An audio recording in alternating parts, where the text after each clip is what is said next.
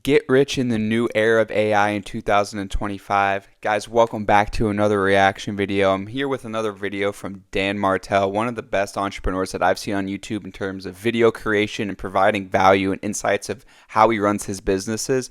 Super excited to get into this video. If you guys are liking the reaction videos, please make sure to drop a like below, subscribe to the channel so you guys can support me in creating more videos for you guys.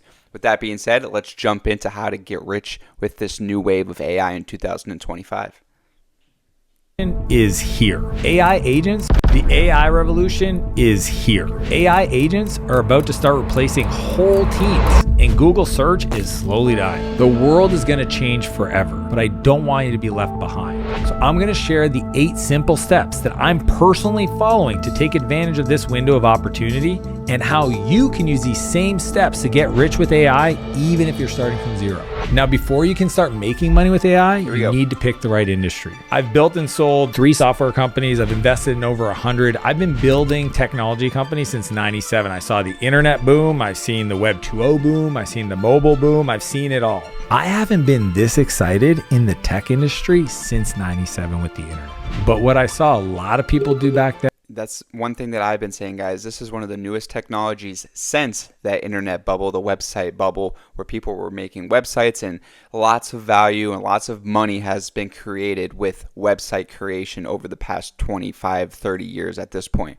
So it's super important to understand how this is a new technology that is going to progress and to continue to innovate over the next 10, 20, 30, 40 years. Who knows how long AI is going to be around, but it's at the birthplace right now. This is the time to get involved. then is pick the wrong industry. And what I believe is true is the right industries are the boring ones, the ones nobody wants to talk about. See, in life, as in technology, as in AI, we need to focus on what's true, not new. Being too early, too technology advanced is just as wrong as being too late. So I'm going to present to you 5 industries that you can get involved and use AI to make a lot of money today to take advantage of this gold rush. The first one is supply chain.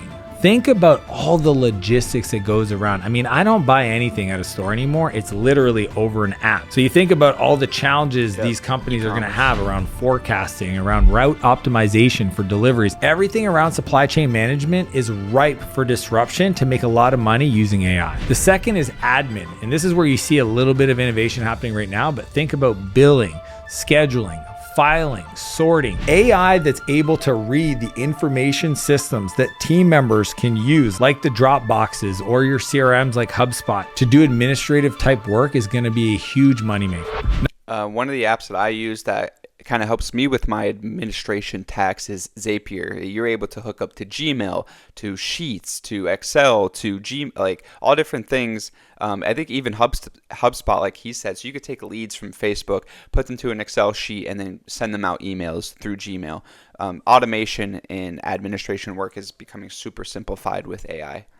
Number 3 is home services. Think roofing, HVAC, plumbing. Anytime a truck has to go to a home, there's a whole lot of processes involved that if you use AI to help automate it and make it better, those local industries combined are the trillion-dollar industries in this world. Number 4, legal services. Pretty much the first thing that people start playing around when they get into ChatGPT or other AI tools is stuff around contract analysis or creating drafts of things. I remember last week I got an email for a deal I was about to do, and I was asking some questions, and I was like, why am I even asking? I just grabbed everything, put it into AI, and it gave me the questions to ask. And when I called my legal team, they're like, how do you even know to ask those questions? I'm like, AI. People building tools to implement structure and workflow into that are gonna make a ton of money. The last one, number 5, is team training. This is an area I'm very excited about. If you think about the idea of every company in the future having an AI that joins for all the Zoom calls, that you're able to talk to it, that is your buddy for onboarding at a company, that has access to all the steps, the processes, the SOPs, essentially is the company AI. It will allow people to be so much more efficient and have everybody have the answers to their biggest questions in real time. So now that you've got your industry, you need to figure out how to help them. Which brings us to step number 2, pick a high margin model. Margins are your moat. They stack to that moat you've already started. It protects your business. Most people don't understand what a margin is. If you sell a product for $100, but it costs you $20.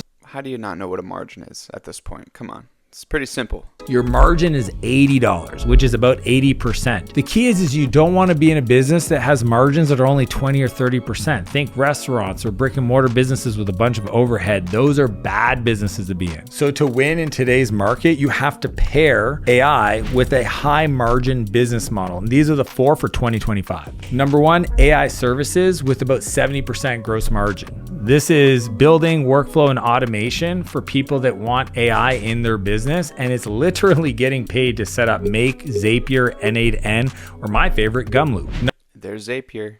Just showed it. Literally getting paid to set up Make, Zapier, N8N, or my favorite, Gumloop. Okay, so I wanted just to go back to this to see what other ones he was talking about. He said his favorite is Gumloop. I'll definitely look into that. Have you guys ever used these? Let me know in the comment section below if you guys have used Zapier, Make, N8N, or Gumloop. Number 2 is AI consulting, and that's where you can get into 80% gross margin. And this is being a lot more hands-on with these companies to help them understand not only how to build the services, but also build the strategy behind deploying AI and making their business AI first, not getting sidelined by other people using AI. Number 3 is AI software with gross margin at 90%. And that's my world. That is literally looking at a workflow or a process and thinking about, if I use AI as a primary driver for solving that problem, how would the software work? And the crazy part is there's no more workflow. A lot of the AI software is powered through text like chat, voice, or just does on the back end and you never see anything. Like, I believe in this one so much that I've gone all in on building an AI venture studio. One of the products that we're building at Martell Ventures is an AI powered business dashboard to tell you where the problems are in your business and how to fix them. Number 4 is So I think AI software is definitely the most profitable in terms of being able to build something and then sell it infinitely, right? So AI software, not just like the software itself is AI, but using AI to build software is going to be so key for especially developers and computer scientists that are graduating school right now. Their life is not going to be you get hired by a big company and now you go into that company and you do development and you build, you write out code and you build software, right? That's not how it's going to work anymore. AI is now the coders. AI is going to be able to build software. You're just going to have to be able to prompt it in the correct way that it gives you what you want, and you could run with it in building Python softwares and other things like that. So learning how to use AI to create software, I think, is the most profitable business model moving forward. is AI digital products, and this is 95%, because if you build one program on AI and you sell it 1,000 times, there's no real cost other than the hosting. Actually. And I've seen a proliferation on all the social platforms around people that are building massive audience, like my buddy Dave Ebelar, where he's got 15,000 people in his community and he's monetizing using these digital products that help them go get better in their craft. And then he has this massive community that he gets to serve, which brings us directly to step number 3, sell to a rich customer. So Dan Kennedy, the marketing godfather, had this great quote. He said, it's easier to make $1 million selling to millionaires than to make $1 million selling to everyone. So to win... Right, that's a good point. If you're selling a $1,000 product, you only have to sell it 1,000 times. If you're selling a $100 product, you have to sell that, 10,000 times? Maybe even more? Let me think. We'll do quick math there.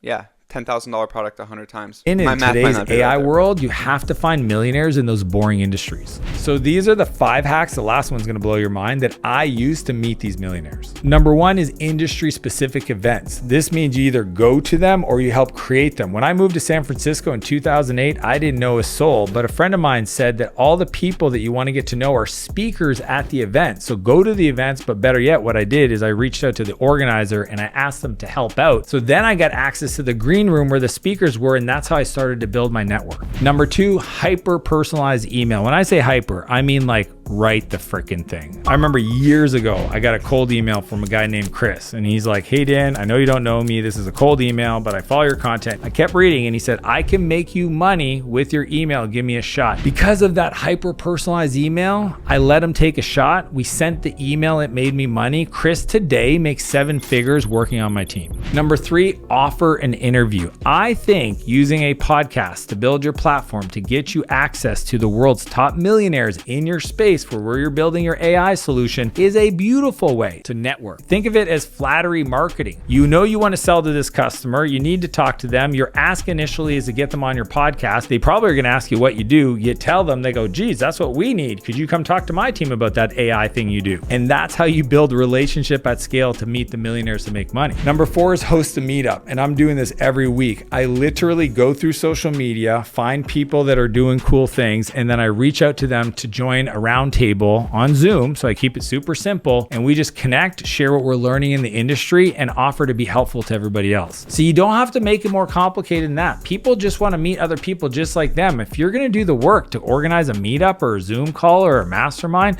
they're going to show up. 5, host a founder's dinner. I think that's a good one to do because everybody has the potential to jump on a Zoom call and connect with people. Maybe that's something that we'll start incorporating here once this community gets large enough. People inside of the Taylor's Code, people that want to join the Taylor's Code, maybe we'll start hosting some meetups, some virtual meetups.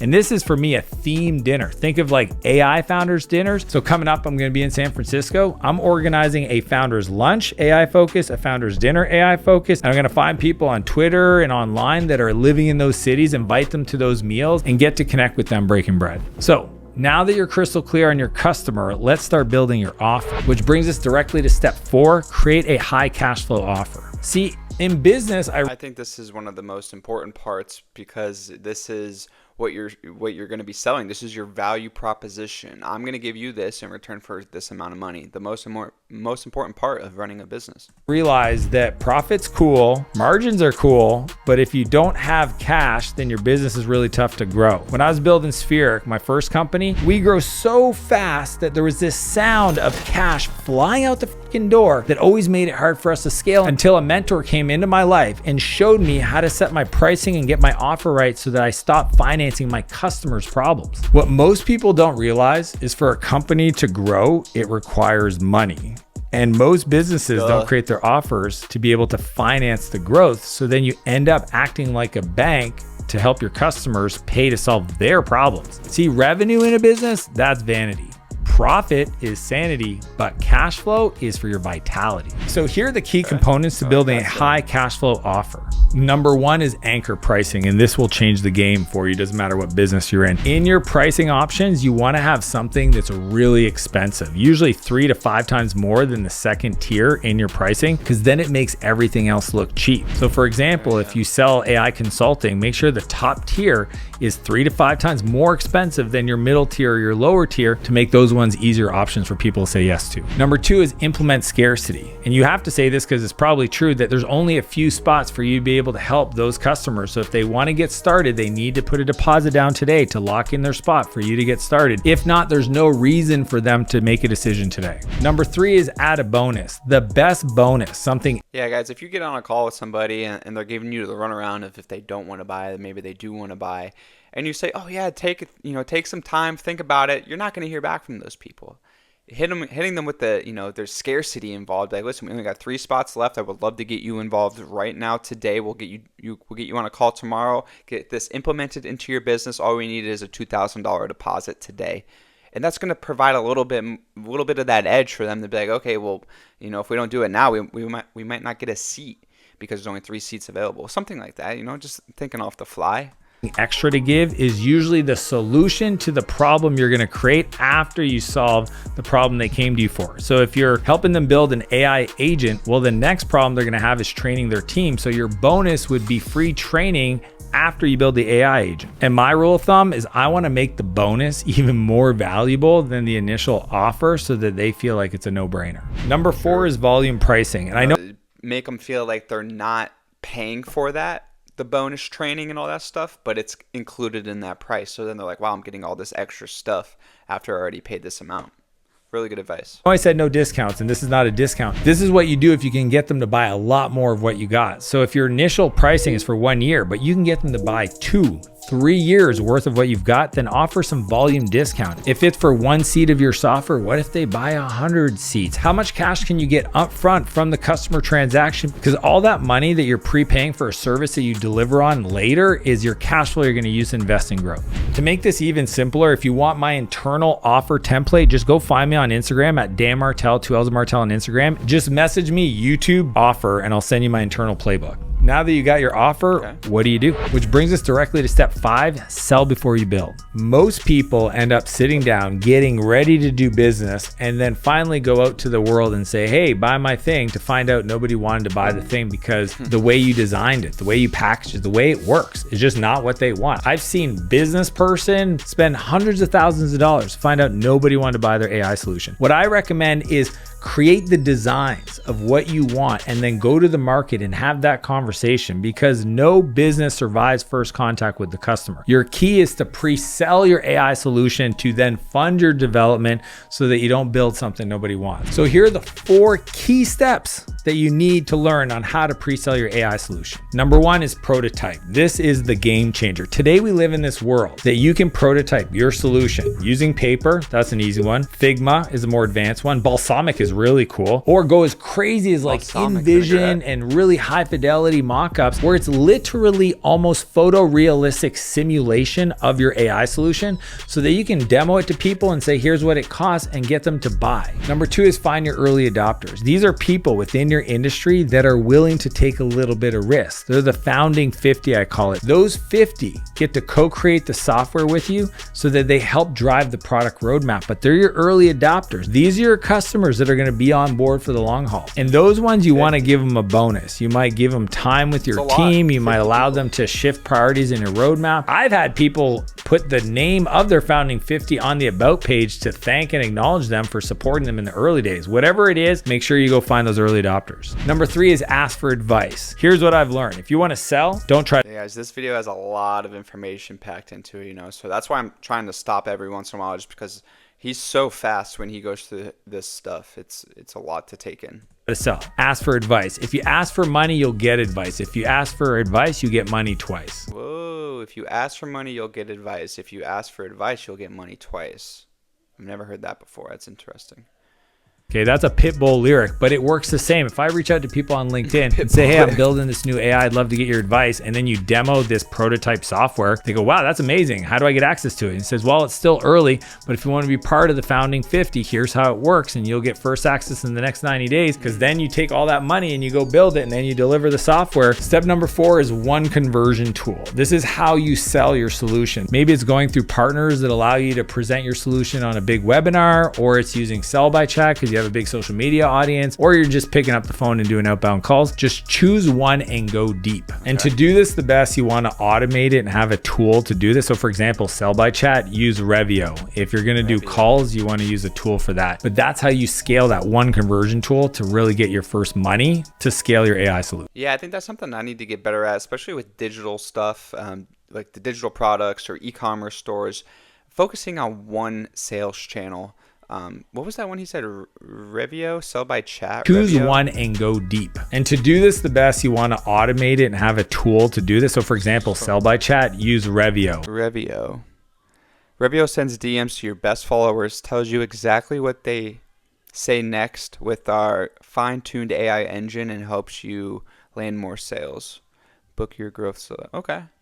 Revio. If you're going to do calls, you want to use a tool for that. But that's how you scale that one conversion tool to really get your first money to scale your AI solution. Now that you got some money in the bank, it's time to build. Which brings us directly to step 6, build your MVP, or what's called your minimal viable product. You know what's crazy? Years ago, one of my buddies called me up because he needed a favor, and he asked me if I could look into this software product he built. And he was 3 years building this software. He hired an agency. They took all his money. They never told him to ship it. They never told him to do anything different, because why would they? They're getting paid. And I asked him how much money he was in so far for this software. $3 million.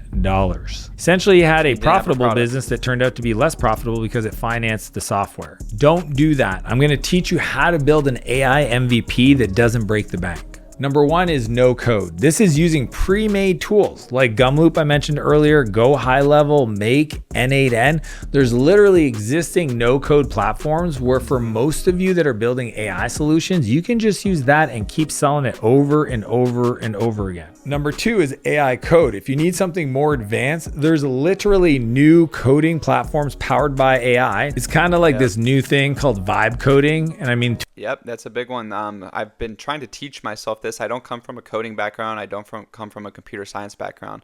But you could prompt the AI. I used Windsurf personally. Windsurf is really cool. It's like a VS Coder Visual Studio integrated with AI, any different AI platform, and it'll start coding for you. Tools like Replit and Bolt and Cursor and many others. You can even use ChatGPT to write the code and do things that are more advanced. And if you don't know how to use these tools or deploy your code, ask ChatGPT. It'll literally walk you right through the whole thing. Third is hire an AI developer. I literally hired one today. And for me, it's all about test project first to see if they know what they're talking about. Culture fit. Have that conversation with them. Tell them the way you work so they're not surprised. And then be sure when you hire them that you've done the pre-selling because you have the wireframes and the solution that you've sold to give to the AI developer to build so they hit the ground running. But without this next step, you're gonna overwhelm yourself with work. Which brings us directly to step 7, automate the delivery. Here's what most people don't realize is that automation turns your offer into a machine,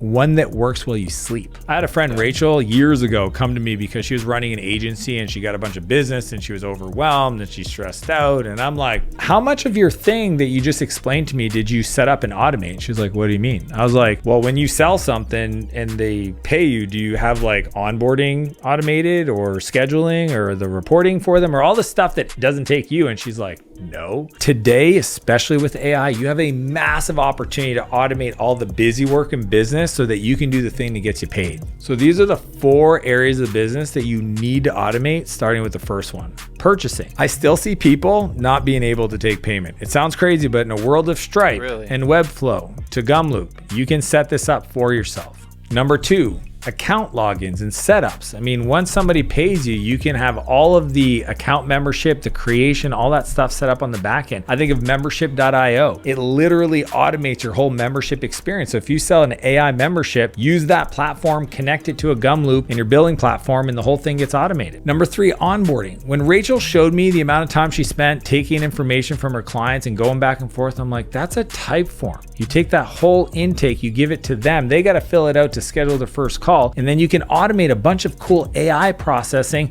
Many people use that as the inputs to actually do the work. Number 4, support. Post-purchase, post-deployment, post-customer using it, they're gonna have questions. You wanna make sure you create a knowledge base with all your support questions that AI uses as emails come in to scan your answers and automatically reply as a support agent. And the more you add to that knowledge. Guys, I think we're definitely getting into some high-level software AI automation language now. It's not going to be for everyone, but if you're somebody who's definitely in this area, you're in this niche, you could learn a lot from this video. I specifically don't have any AI softwares that I'm selling at the moment that I'm going to need automation for, anything like that.